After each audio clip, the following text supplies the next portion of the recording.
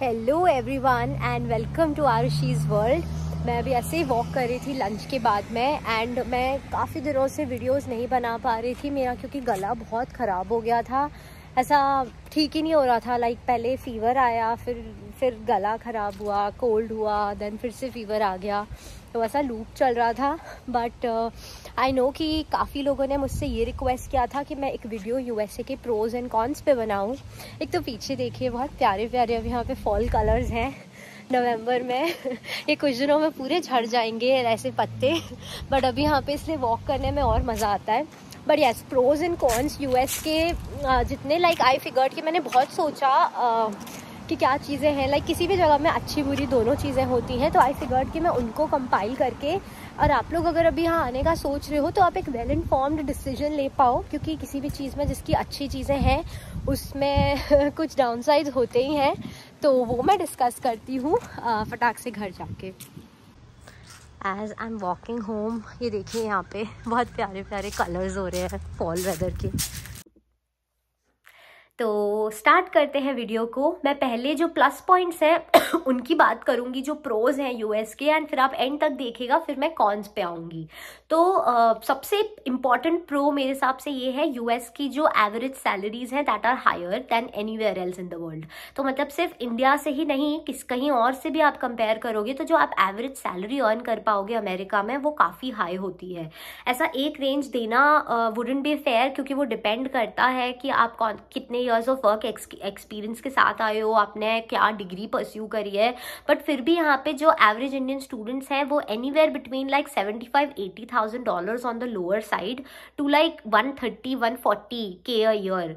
इस ब्रैकेट में Indian students आराम से after a master's degree earn करते हैं। तो काफ़ी लोगों का close to like 80K, 90K, 100K ऐसा रहता है। तो ये सैलरी बहुत अच्छी है, मतलब just getting started. Obviously as I said, ये डिपेंड इसी पे करता है कि आपके number of years of work ex और वो सब क्या है, और इंडिया का वर्क एक्स ऑब्वियसली काम आता है। बट आई फील कि यस, सैलरीज एक बहुत मेजर प्लस पॉइंट है। अब सैलरी से मिलता जुलता एक और पॉइंट ये है कि यहाँ का जो जॉब का मार्केट है that is very vast in volume. Like इसका मतलब ये है कि अगर आप साइज से कंपेयर करोगे तो यूएस का आपको पता है कि लैंड एरिया बहुत ज़्यादा है, एंड यूएस में at the same time technological advancement भी बहुत है। तो यहाँ पे क्या है कि कोई एक मेजर हब नहीं है। जैसे इंडिया में हम बोलते हैं तो इंडिया में जॉब्स कहाँ है, दिल्ली में है, मुंबई में है, पुणे में है, हैदराबाद में है, लाइक ऐसे कॉन्सेंट्रेटेड एरियाज हैं। यूएस के साथ ऐसा बिल्कुल नहीं है। यूएस में हर स्टेट में आप जहाँ जाओगे वहाँ पे कंपनीज हैं, स्टार्टअप्स हैं, जो मतलब बड़ी बड़ी जो यहाँ की ग्लोबल कंपनीज भी हैं, उनके भी ऑफिसेज, जैसे Walmart for example. Walmart US में it's like everywhere, no matter where you go, छोटी से छोटी जगहों पे भी।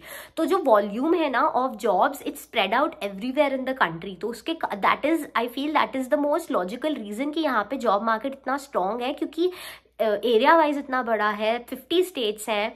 तो मतलब हर रीजन में अपने स्टार्टअप्स हैं, अपनी अलग लाइक कंपनीज हैं। फिर जो ग्लोबल जैसे कि JP मॉर्गन चेज हो गया, बैंक ऑफ अमेरिका हो गया, लाइक ये कुछ ऐसे लाइक ग्लोबल नेम्स हैं जो यहाँ पे प्रिटी मच हर जगह लाइक यूएस में स्प्रेड आउट है, और हर जगह हायरिंग होती है। तो volume of jobs and companies is a lot higher, जो अल्टीमेटली इंटरनेशनल स्टूडेंट्स को बेनिफिट करता है।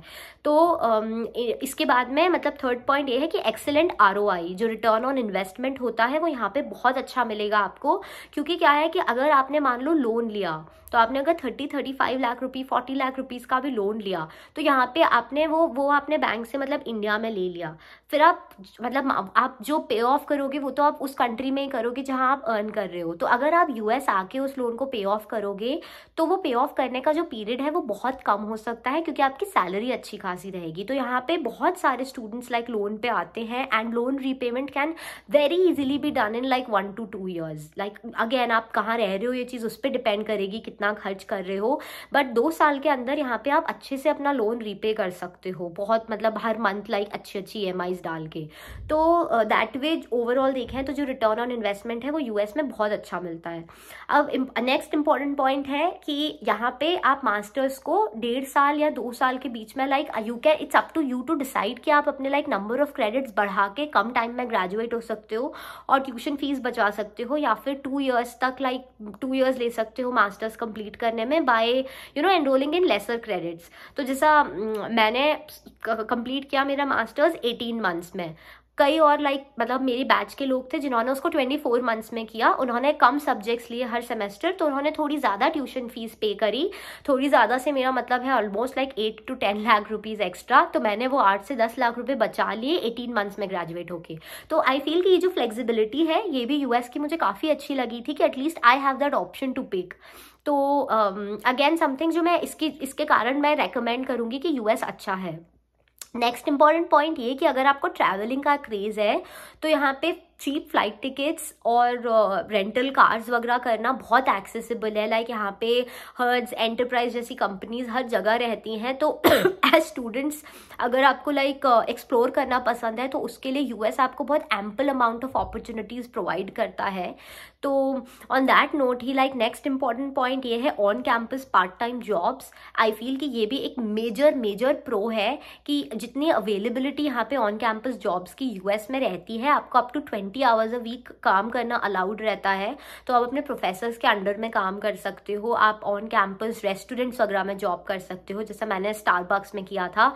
तो उससे क्या होता है कि एक डायरेक्ट कोरिलेशन ये आ जाता है कि आपका जो प्रेशर है घर से पैसे लेने का या लोन में से एक्स्ट्रा अमाउंट डिसबर्स करने का, वो आप कम कर सकते हो। मतलब उसमें यूएस में अच्छे खासे नंबर में अवेलेबल रहते हैं jobs on campus. Again it's very subjective, on the basis of your university. तो आप जिस यूनिवर्सिटी जा रहे हो आप वहाँ के स्टूडेंट से ये चीज़ प्लीज़ कंफर्म करना। तो ये कुछ प्रोज हो गए। अब अगर मैं कॉन्स की बात करूं तो मतलब बहुत सब्जेक्टिव है ये लिस्ट भी, बट फिर भी मुझे लगता है कि जो सबसे बड़ा डाउन साइड है अमेरिका का वो ये है कि यहाँ पे नॉन टेक्निकल फील्ड्स में बिल्कुल स्कोप नहीं है।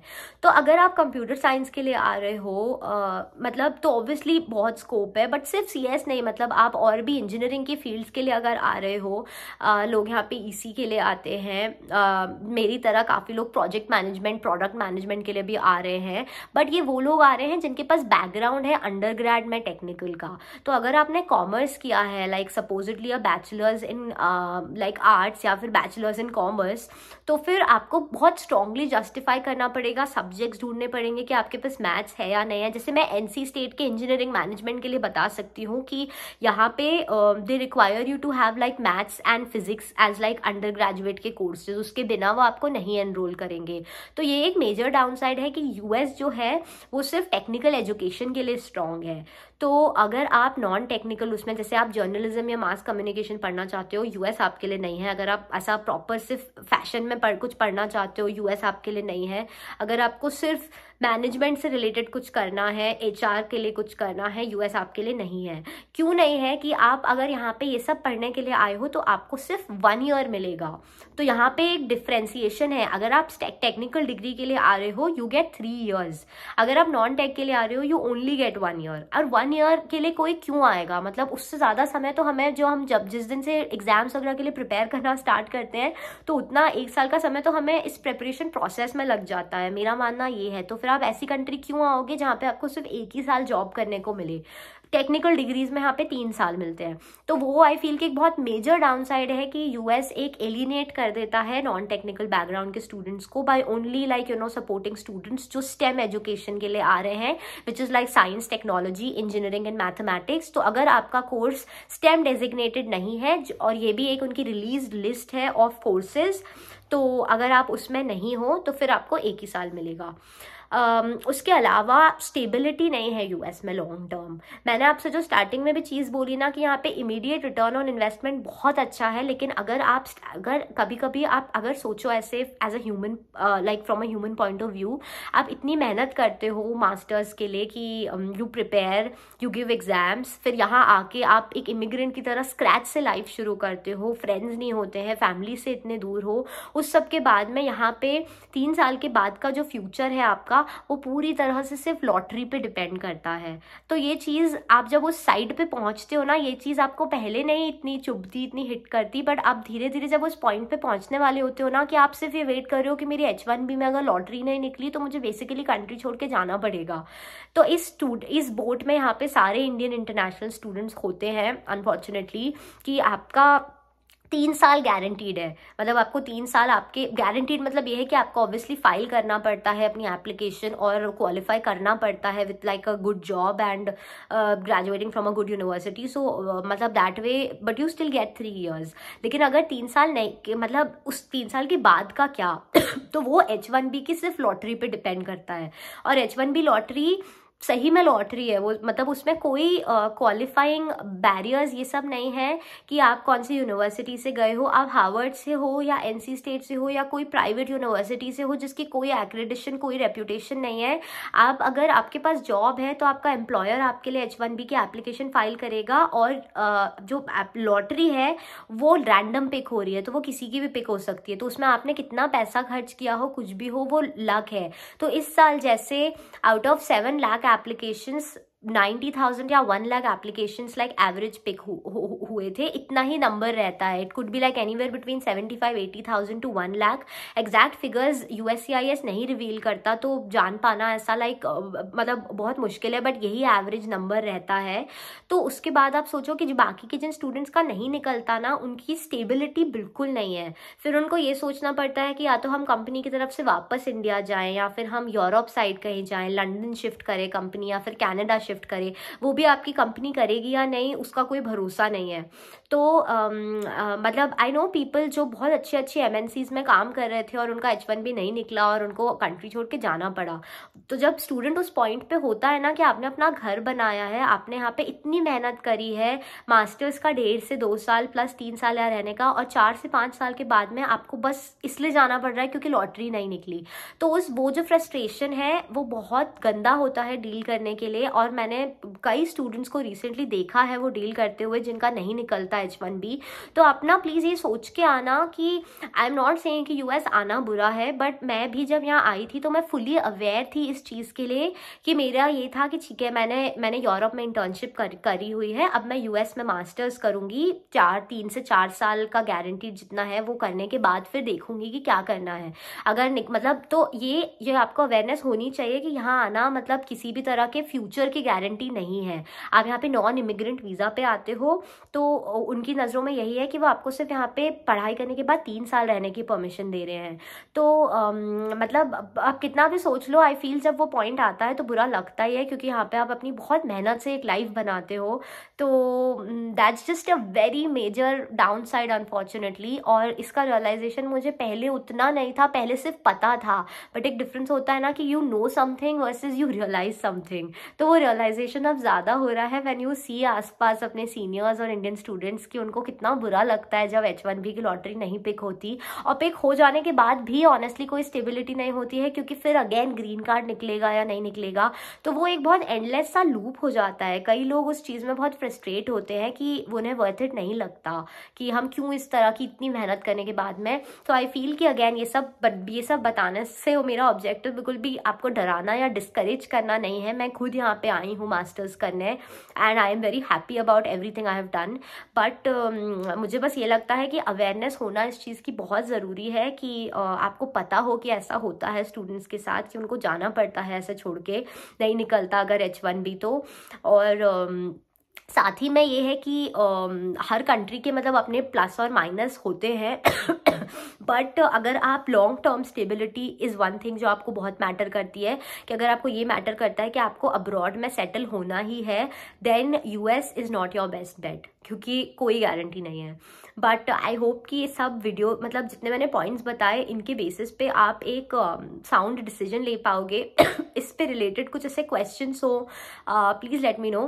आई एम सॉरी, मेरी फिर से ऐसे मेरी खांसी का यही हो रहा था अभी कि वो इतना ज़्यादा उठती थी और बंद ही नहीं होती थी। अभी थोड़ा कम हुआ है, बट फिर शायद मैं बोल रही हूँ ऐसा 12-13 मिनट से। But thank you so much for watching the video. And as you can see बाहर अंधेरा होना बहुत जल्दी शुरू हो गया है। मैंने एक शॉर्ट्स पे वीडियो बनाया था ना, जहाँ मैंने बोला था कि यहाँ पे सनसेट का टाइम 9-9:30 PM से खिसकते हुए ऐसा 4:30 तक आ जाएगा। तो ये वो टाइम आ गया है कि अभी सिर्फ 4:30 बजा है बाहर और बिल्कुल अंधेरा होने वाला है। आधा घंटे में ऐसा लग रहा है पूरा डार्क हो जाएगा। तो वही ठंड आ रही है, it will be like December in like 10 days। But please आप लोग अपना ध्यान रखो, and I hope this video was helpful.